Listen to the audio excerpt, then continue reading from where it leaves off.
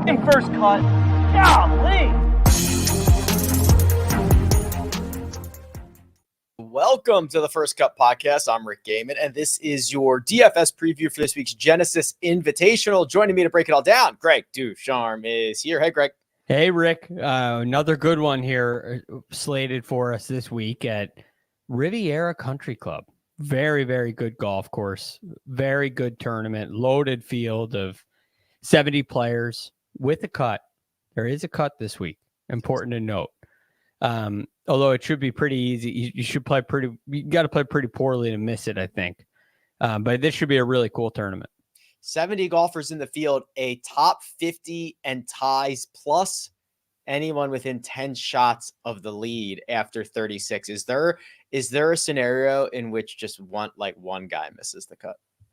I suppose. But I do think that Riviera has a way of separating players.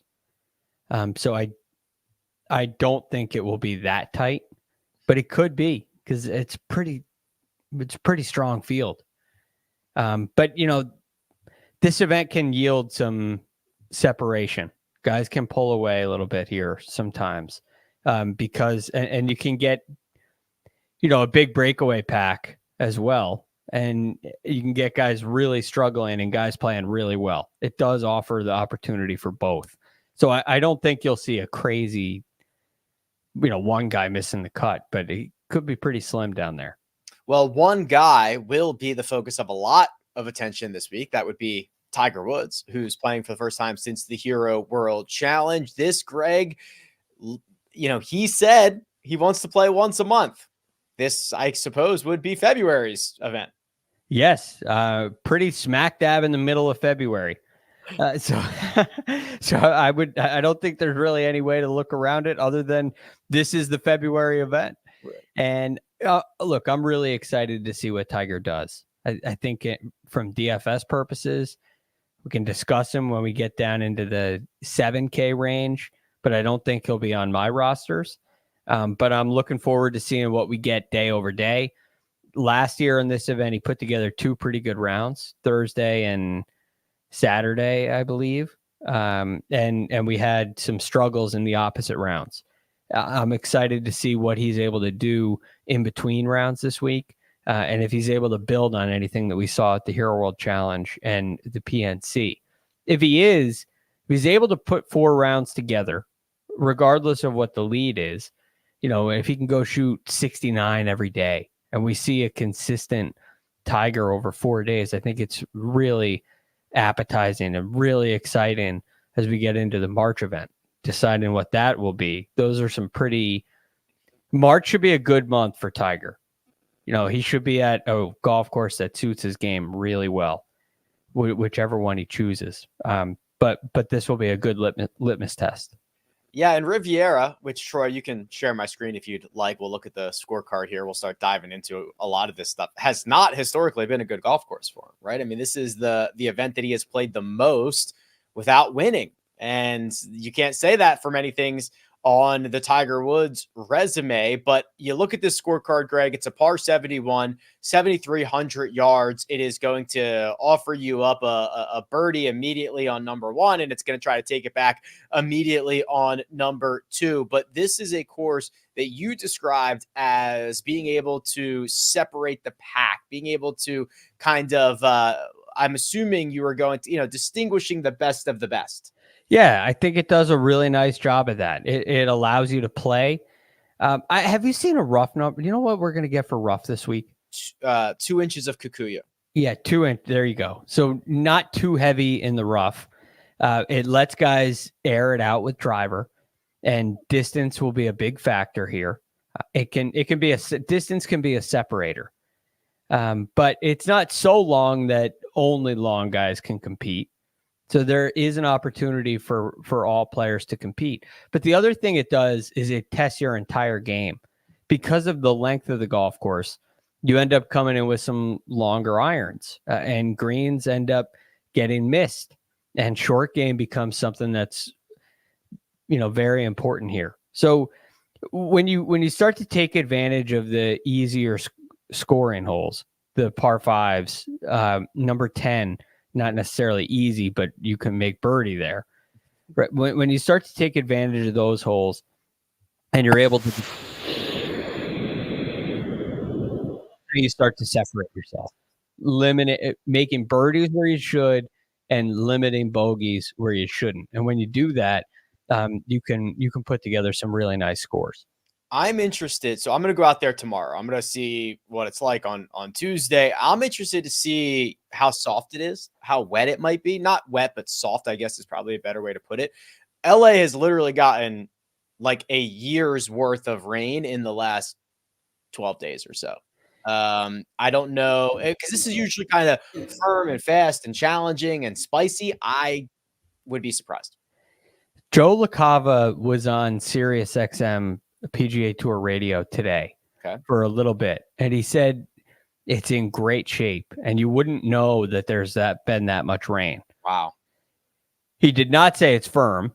Right. He said he could see a golf course get a little, it has the potential with where it is now to get firmer over the weekend, but we may also get some weather on Saturday and Sunday. So I think you're right. I think it will be a more receptive, softer golf course. But I don't think it's too sloppy like we saw at Pebble Beach. Okay, fair enough. Yeah, we don't need to see anything else close to Pebble Beach for the foreseeable future. Let us continue this conversation. We'll switch over to the cheat sheet. We'll start going through the names and figuring out everything that comes along with it. But first, we're going to take a quick break and hear a word from our partners.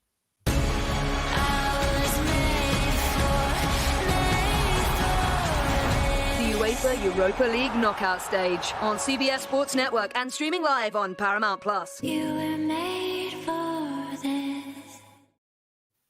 And we're back. Here is the cheat sheet on my website, rickrungood.com. There are 4 golfers over $10,000. Scottie Scheffler, 11.5. Rory McIlroy, 11.2. Xander, 10.1. And Victor Hovland, $10,000. Those last 2 withdrew from Phoenix last week. They are teeing it up again, obviously, here in this signature event. So, Greg, what do we do with the top of the board? Oh, it's an interesting one. Now, again, I look at this and I'm trying to find guys with a really complete game.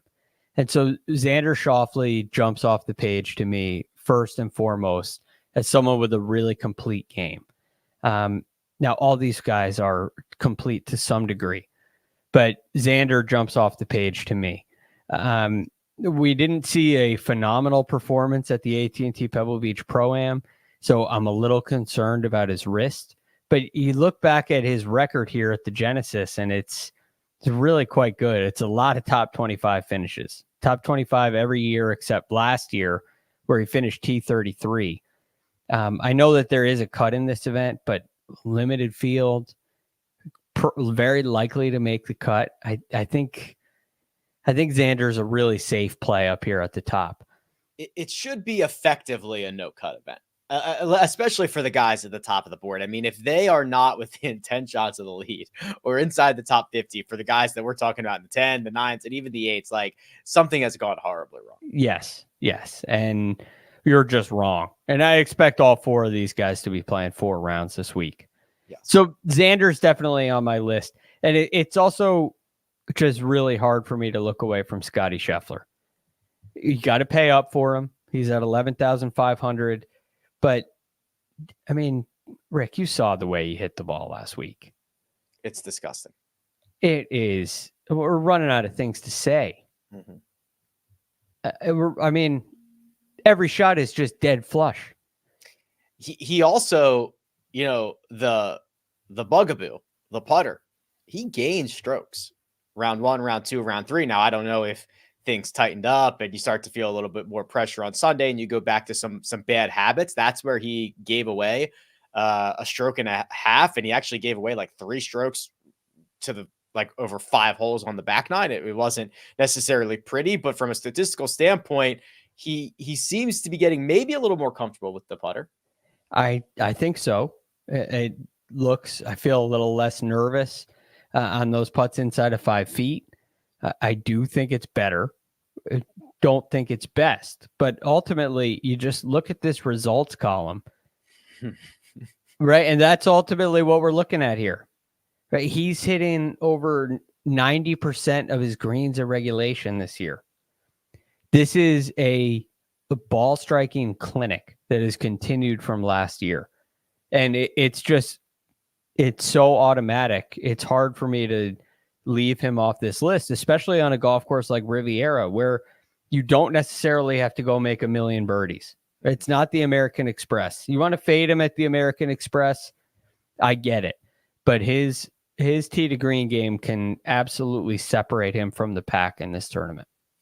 I tend to agree with you. And,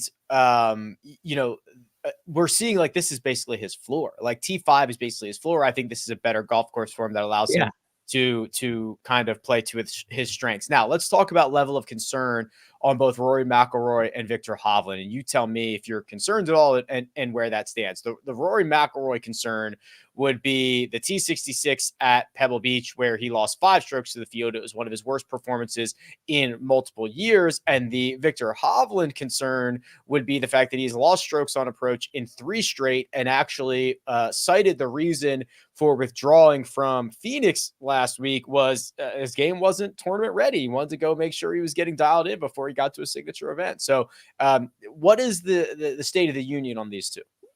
So we'll start with Viktor, just because you have him up there.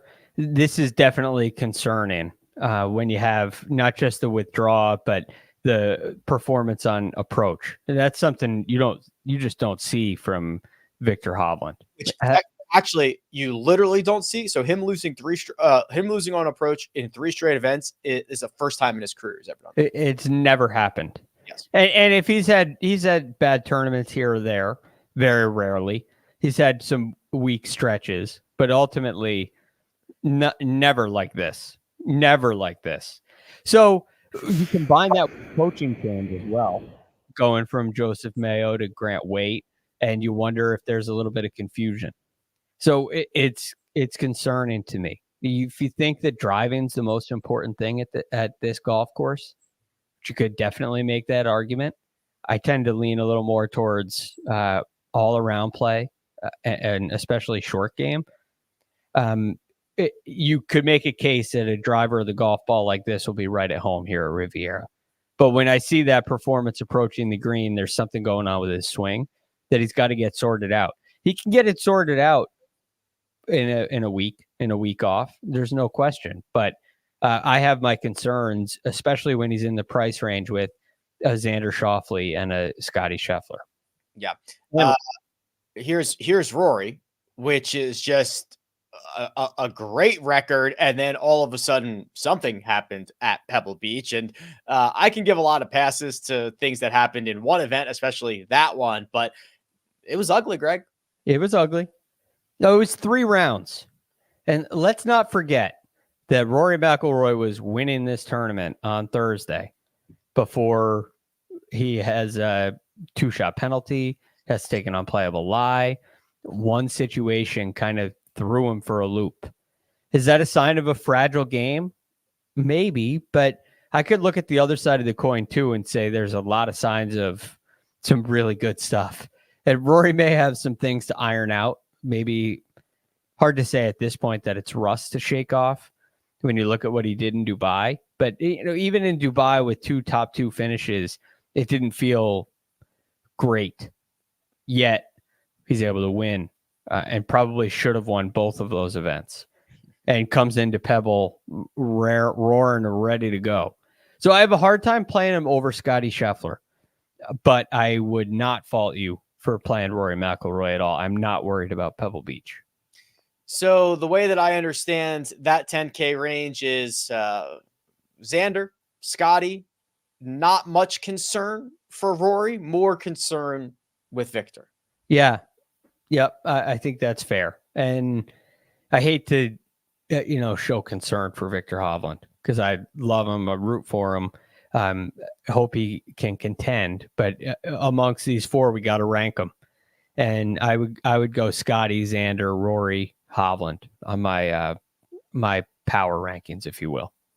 The 9K range has a lot of guys with some really good course history here, led off by Max Homa, $9,800, both a win and a runner-up finish in the last 3 years, a 10th place finish in the middle there. Colin Morikawa at 95. He's got back-to-back top 6 finishes. Patrick Cantlay finished 3rd last year. Ludwig is going to make his debut. Justin Thomas is in here at 9,100. Then we rounded out with Jordan Spieth at $9,000 even. So there are some powerhouses here, Greg. What would you like to do? Oh, this one's hard to separate because you can make a really strong case for everybody. I'm still very high on Colin Morikawa this year. You have a T14 at Pebble Beach. He did technically lose strokes approaching the green, but I feel so confident in his ball striking tee to green at this point. I'm still very willing to play Colin Morikawa. The one thing to watch with him is the cut in. It seems like we've seen a little more over the last 2 years that signature fade shot that he hits, kind of staying straight, maybe even going left. I'm sure that's what he's been working on, and he gets that thing ironed out, and he can win here. This would be a great golf course for Colin Morikawa. So I'm big on him. I think Ludwig Åberg is almost like he feels like a must play. Statistically, it's insanity. Where would you kind of rank Riviera in terms of experience required? Because all these guys lap the field. A lot of these guys play this event every year. It's been, a signature event, or it's been Tiger's event. And Ludwig is coming in here, seeing it for the first time. Yep. Oh, where would I think it's somewhat important. Okay. But I think he's really helped by the softer conditions. Right. So experience tends to really become important and show up when you see a firm and fast golf course. Nuances shine through when it's firm and fast. When it gets a little softer, those can be avoided to some degree. And his ability to play a different golf course than everybody else off the tee, I think it's going to speak to him. I just have this sense that he's going to step on Riviera and feel like this is home. And all he's done is contend. He's done it on the West Coast. He's had his troubles with Poa annua, but still managed to gain strokes every week on Poa annua on the greens. The short game has been adequate, but the ball striking is it's a separator. And even with a Patrick Cantlay and a Justin Thomas and a Jordan Spieth and a Max Homa, I put him right up there near the top. If not, I'd probably put him on top in this range.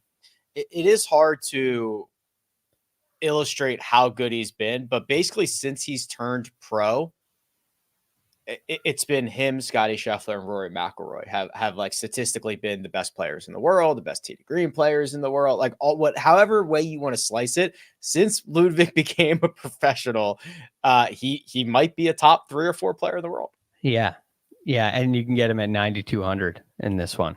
Yeah. And I'm also curious. I mean, I don't think he's going to be too popular with Justin Thomas, who's playing well and worthy of a play here. Jordan Spieth, who I'm also very high on here because I think he's been driving the ball so much better. And I think short game's really important here. And Jordan's short game last week was so good. It was a joke. Yeah, there's a lot to. Max hasn't played well, but going back here, I think will garner some ownership. I would argue Patrick Cantlay is a little bit underpriced. So I have a hard time believing Ludwig or really any of these guys get super popular just because there's so much to go around. Yes, I agree. And so for that reason, you take the guy with back-to-back top 10s, who's been one of the best 3 players in the world. You can pretty easily get Scottie Scheffler and Ludwig Åberg, or Rory McIlroy and Ludwig Åberg, 2 of the top 3 players in the game since he turned professional on the same roster. You could do it easily and hide behind some of these other bigger names. So big fan of Ludwig here. Yeah, and it's also a little bit easier to go down and get some cheapos, knowing that barring some disaster, they should be getting 4 rounds in. So yes. We'll see. And probably contention. I said that one year at the Masters. It was like, this is basically a no-cut event. And Paul Casey missed the cut. And I was like, How do you miss the cut? I'll never say it again, but I'll imply it. Yeah, I'll imply it strongly. Imply. Okay, we're going to continue along the 8K range. There's some names, the 7s as well, and then we'll find Tiger Woods somewhere along the way. But first, we are going to take a quick break and hear a word from our partners. The madness doesn't just happen. Y'all get ready! And although it's marked on our calendars each year, it's built by moments of mayhem before. And the crowd goes crazy! And it begins to bubble long before it bursts. Sure, madness and March may go hand in hand, but it starts right here.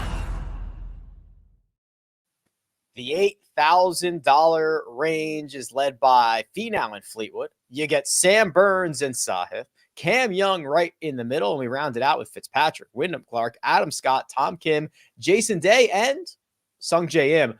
Tell you what, Greg, there are 2 or 3 guys I am quite excited about.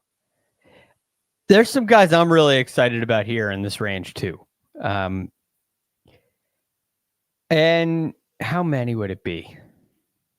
All right, I just want to go with my favorite play of this week. Okay. Let's my see. favorite play on the whole slate.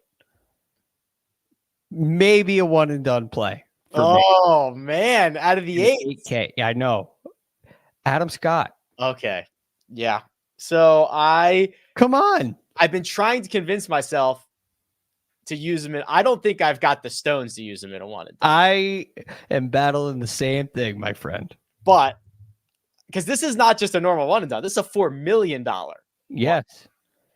But this is where you're supposed to use Rory McIlroy and Scottie Scheffler and Patrick Cantlay. It's like these are the events you slate those guys for.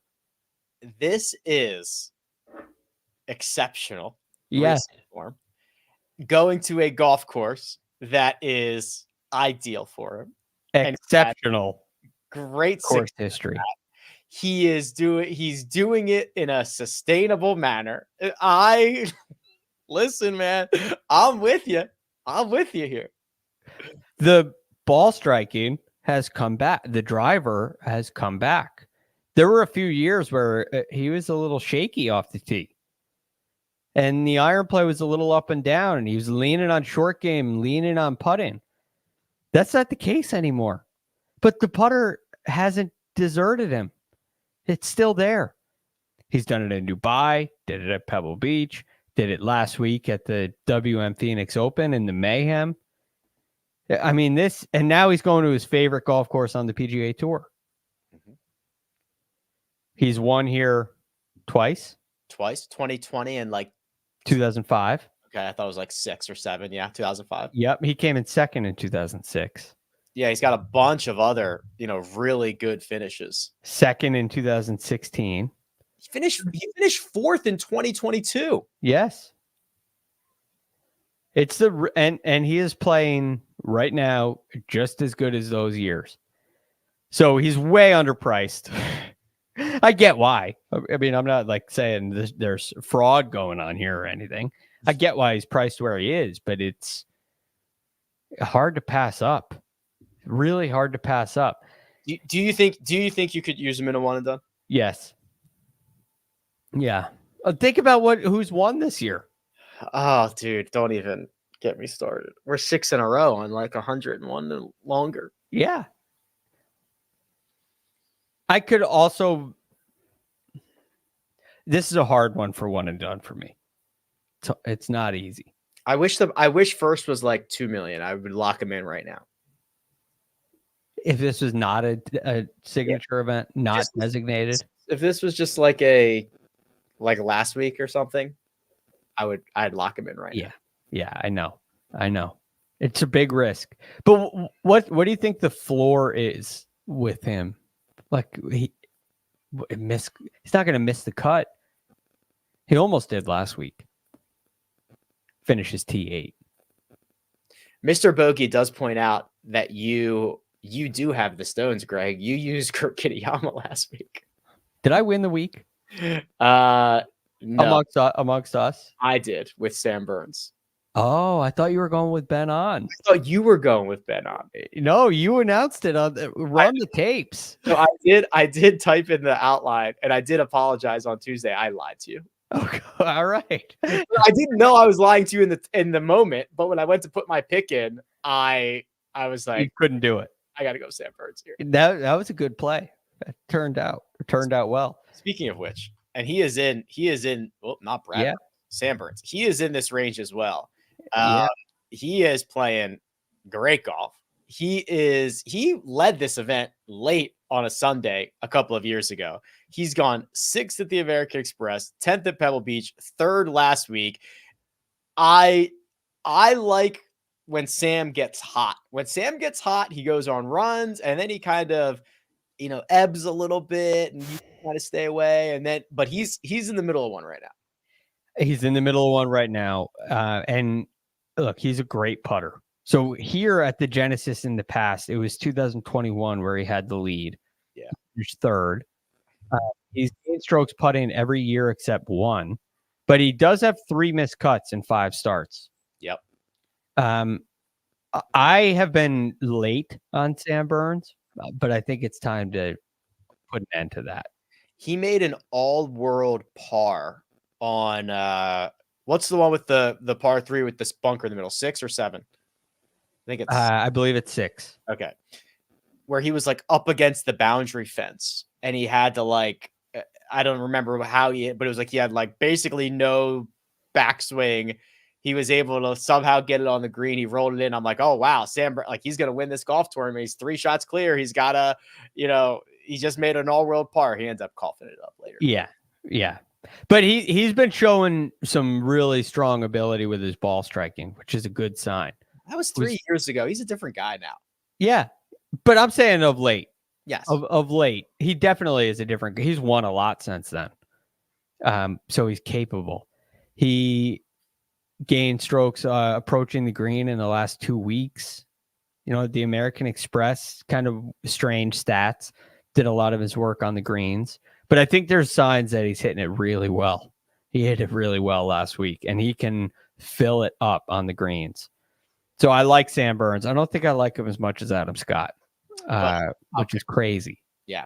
So those were my 2 favorites. The third guy is like I'm trying to be early on situation. Scythe so hard.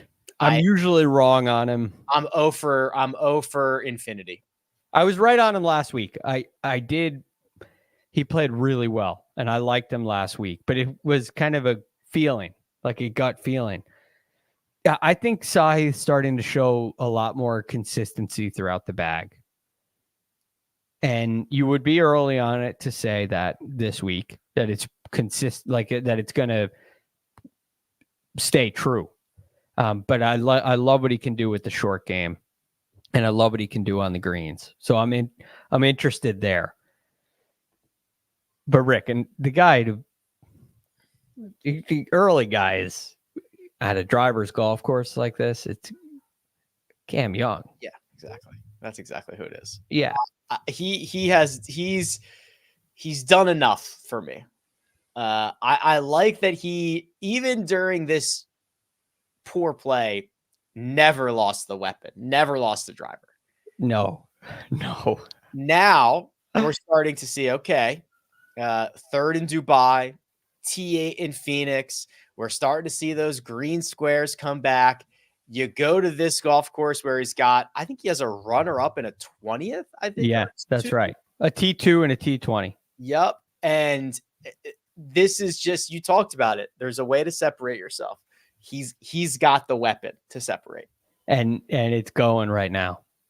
Now, he's a little like there's some unpolished aspects to his game. He hit some remarkably bad shots last week. It's like, what was that? Yes. But he finishes T8. I thought he hit a couple that were like a little close to the hosel. Yeah. So that worries me a little bit. I don't feel that way with Sam Burns and Adam Scott. So I'm much more comfortable. I don't feel that way about Jason Day. But the upside with Cam Young is win. I hope so. Do we know that? No. But I think it is. I really do. I think it is too. Obviously, I mean, you like what does he have? 8 runner-up finishes at this point? Yeah. But you go to a place like this that fits his eye really well, that he really likes, and he has the kind of game where he could run away with it. Adam Scott's not going to win by 5.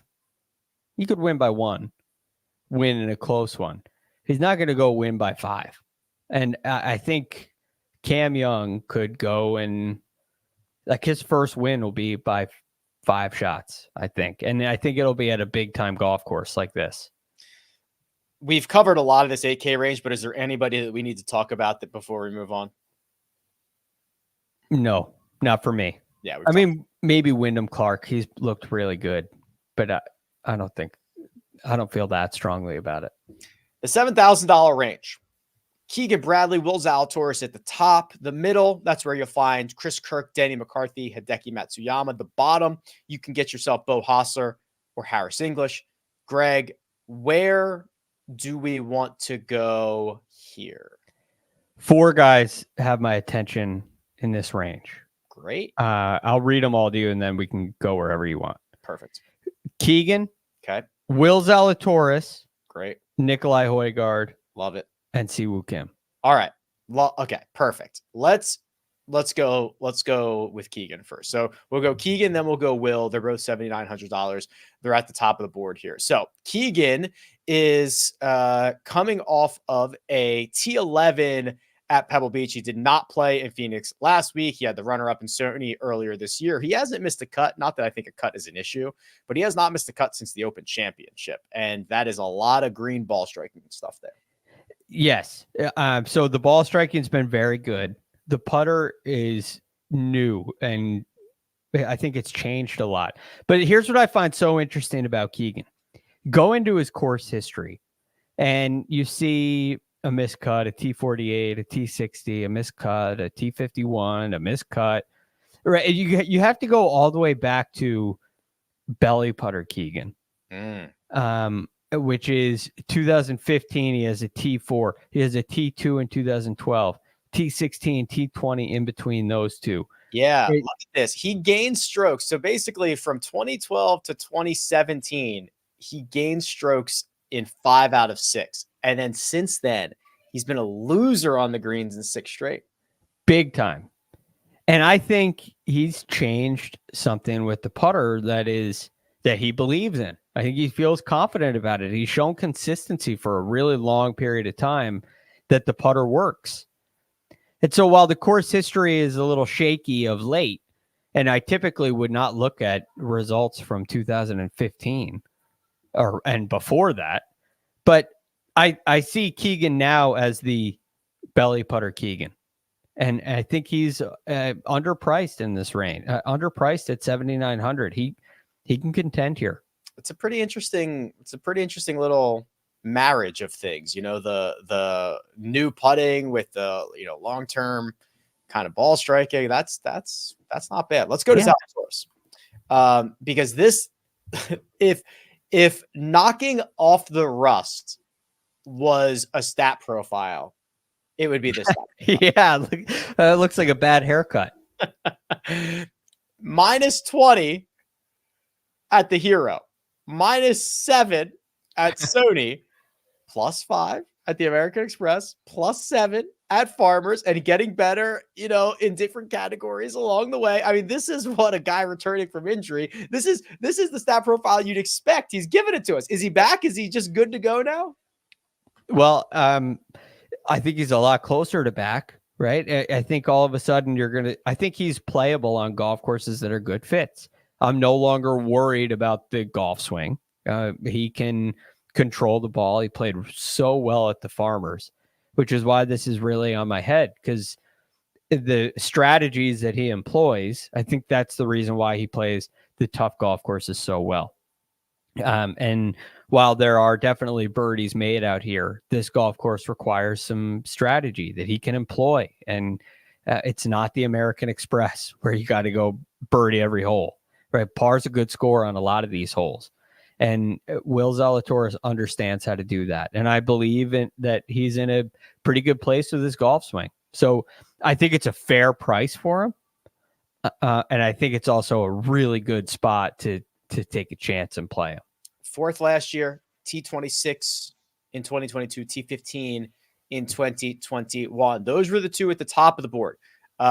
Nikolai Højgaard also made the list. We'll come back to him. Let's go to Siwoo. Siwoo is a little bit cheaper. He is $7,600. And trying to figure out Siwoo, Greg, I don't know, man. It's been difficult for me to do at times. So what are you seeing that gets you ramped up here for Siwoo Kim? Well, 3 straight top 25 finishes, and 4 out of the last 5 have been top 25 finishes. So that has me very excited. What he's done off the tee has been spectacular. I mean, he hasn't lost strokes off the tee since the Open Championship. Right. And there have been events where he's gained 4 or 5 strokes off the tee. His iron play this entire season since the Century, he's played 5 events now, gained strokes approaching the green in all of them, all but 1 around the green. I mean, this has been, for this season, the complete profile that we're looking for. And the putter has not been bad, has not been good, has not been bad. He was with a short, conventional length blade putter last week. He seems to go back and forth a lot. And I'm okay with that for certain players. Right? There's when he does this, it seems like he gets a spark. I agree with that. And I used, my old roommate in college would change putters like every other time he played. He said, I just need to look at something new. And when I do, like he would putt great the first round with it, and then putt terrible, and then change. Putt great, and then putt terrible, and then change. And I think there are some people who just need to look at something different to light a spark. And maybe that's happening for Siwoo right now. Okay, that's fair. The last guy, Nikolai Højgaard, was also high on my list. I find him to be incredibly talented. I find his best weapon to be the driver. You look at the runner-up finish at the Farmers, then at T31. I mean, these are good stat profiles. He played well in Europe over the winter. This is a very talented kid who I think is going to a pretty good golf course for him. Learning his way on the PGA Tour. Yeah. And there have been times where that's been a concern for me in the past. Not anymore. He knows what he's doing. And when he gets on a golf course like this, it should be, I mean, this is a real high upside talent. And you start to look at this lineup, and with him in the $7,000 range, and Cam Young in the 8s, and a Ludwig up in the 9s, you start to see some serious upside from young players. And I think that's the kind of class, that's the kind of group that we're going to see populating these kind of golf courses, which also includes majors. It does feel like there's a pretty big gap between those golfers and some of these other guys on this list, like an Adam Hadwin who's coming off a miscut, a Sepp Straka, Bo Hostler's cooled a little bit. Harris English is, playing well, but kind of all over the place. Still finished. He did finish 12th at this event last year. Is there anybody at the bottom of this 7K range that you'd feel comfortable rostering? Now, I'm typically pretty comfortable taking a chance on Sepp Straka because I believe in the upside. But here's the thing about the bottom of this range. You got to start to get away from the traditional really, really good ball strikers down here. And so someone like Sepp Straka, who can be very accurate and can be a very good ball striker, would be an option for me. The other one might be, to get a little more traditional, might be a Corey Connors, who's put together some kind of bland but pretty good finishes over the last little bit. The problem with Corey Connors is he plays terrible here. So I don't love that. I think the bottom of this range, I'm taking a chance anywhere I go. I'd have to, my best money, I think, would go on on Sepp Straka. The 6K range starts with Kurt Kitayama, Emiliano Grillo. The middle, Tiger Woods. And the bottom of this range, Sam Ryder. Nick Hardy, amongst others. So let's just get into it. We will, hit our quota here. He's $6,500. He's making his first start since the Hero World Challenge, in which he finished 18th out of 20, lost 8 strokes to the field. I hope Tiger crushes. I will not be investing. No, I won't either. It's not a great golf course for him, first of all, even though his event is here. And I don't see a guy that's ready to contend and win. And there are some really talented, some guys that are pretty close to being ready, to contend down in this range. I think it would be a tall ask for Tiger to really get himself in the mix here. Doesn't mean he can't make the cut. I think a top 20 over under would be like a really nice mark. I think a top 20 finish would be phenomenal, but I would be very surprised pleasantly to see a top 10 out of Tiger Woods. And I think there are some other guys that really could earn top 10s in this range. Yeah. It's like, 48-year-old Tiger Woods, who's played once in the last 10 months. Or, Nick Dunlap, who won a couple of starts ago, also finished dead last the start before that, or one start ago. Charlie Hoffman coming up off a runner-up finish. I think Sam Ryder at the minimum, who's got back-to-back top 25s here, is a little mispriced. Like Luke List gained like 11 strokes ball striking here last year or something outrageous. There's just I don't know how comfortable I could ever get playing Tiger with these other guys here. Yeah, you go up to a Tom Hoge who's playing great golf and absolutely flushing it right now with his irons. Christian Bezuidenhout. Oh yeah. Right. He's on a streak of like 6 in a row approaching the green. It could be a really safe option. You might worry about his driving a little bit, but I think he's a really solid play. So that's why I have a hard time with Tiger Woods.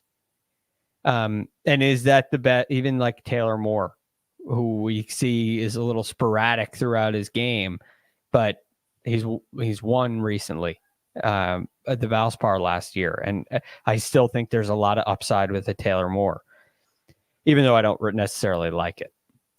I don't love.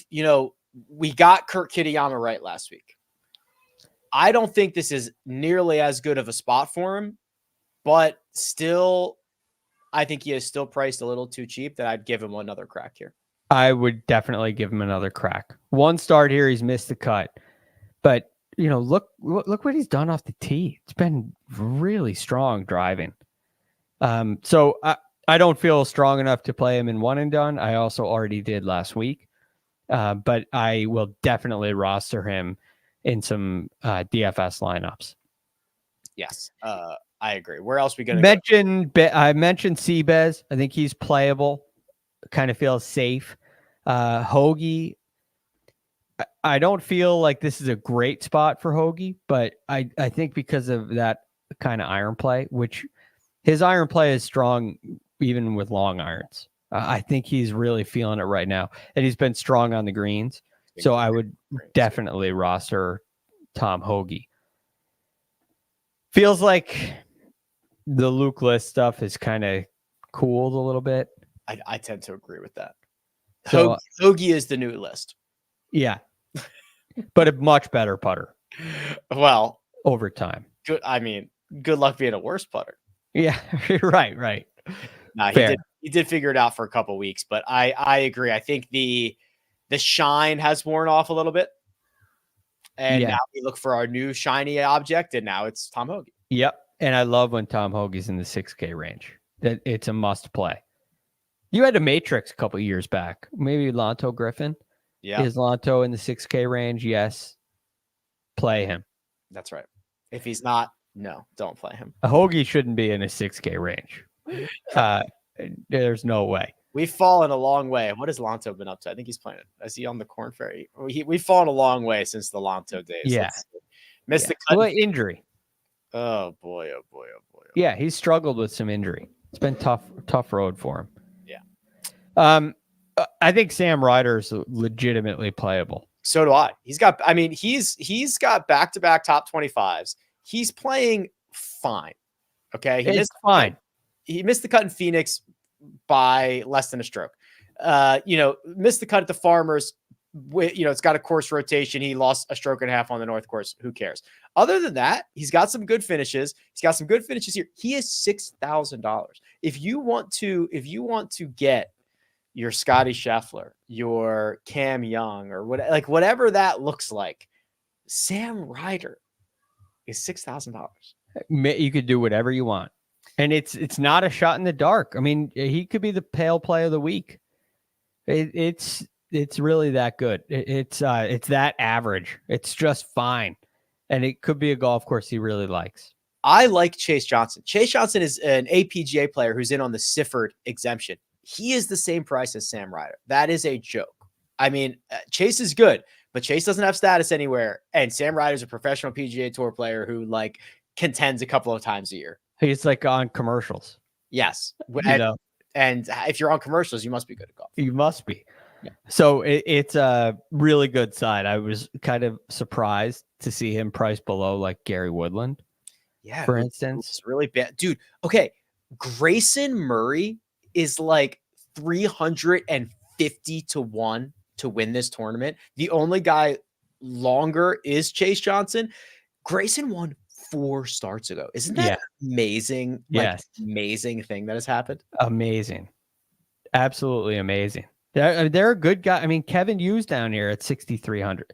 There's really good players at the low end $6,000 range. And they could be the difference in your lineup. So look at this sandwich. -6, +11 and a win. -4.5, -5, -5.8. Yeah. I think there's something to the after win. If he didn't win that playoff, I think you would have seen better performances out of him in the following weeks. Wow. Okay. I do. I think his game really came around, but it's it hit a peak and he's got to settle. He's got to get his bearings again. He will, but I'm not playing him this week. Okay. Any other final thoughts? I'll be out there tomorrow. I want to see how receptive that golf course is. Yeah. Very curious to see. Because that can really add to some of the longer players we mentioned tonight. It can really add to their benefit. So I'm looking forward to it, right? We're getting back to a pure golf course, major championship style design. And it should be a good one. It seems to be every year. All right. Thursday morning, this thing will kick off. We will be back on Tuesday to reveal one and done selections, mega preview pod, storylines, best bets, all that fun stuff. Then round by round recaps Thursday, Friday, Saturday, Sunday. You're the fans. One and done picks are not due until lock on Thursday morning. So you've got time, but we'll reveal ours on Tuesday. Big thanks to producer Troy. Does all the hard work behind the scenes. Greg DuCharme available on Twitter at @TheRealGFD. And you can find me at Rick Run Good. This has been The First Cut. We'll catch you next time.